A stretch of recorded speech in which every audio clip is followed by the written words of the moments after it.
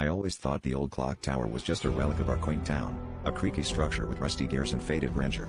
Every day, it stood silent, a mere backdrop to our lives, until the night I stayed late in my studio apartment, right across from it. Midnight struck, and something curious drew my gaze to the tower.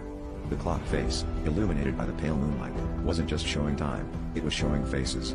Each one more vivid and hauntingly real than the last, contorting in silent screams and pleading eyes, as if trapped in a snapshot of their worst moments.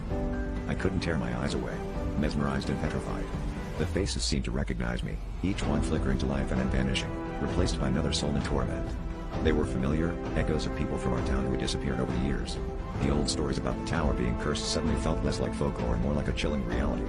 My heart pounded as I recalled the whispers about the clockmaker who vanished without a trace, his disappearance marking the beginning of the town's dark history. I wondered if his spirit was among the faces, or if he was the puppeteer behind this macabre display. Determined to unravel the mystery, I spent the following nights documenting the faces, sketching each one with trembling hands. I delved into old town records, piecing together the timeline of disappearances and trying to find connections. Each night, the faces became clearer, and I felt them watching me even after I looked away. I discovered that every person shown on the clock was last seen near the tower, their final moments forever etched on its face. It dawned on me that the clock wasn't just showing time, it was marking the end of it for those who appeared. The realization hit me like icy water. My own face had started to appear, faint at first, then growing more distinct with each passing night. Panic surged through me as I realized that my time was running out. I had become ensnared by the tower's malevolent curse. In a desperate attempt to escape my fate, I decided to flee the town.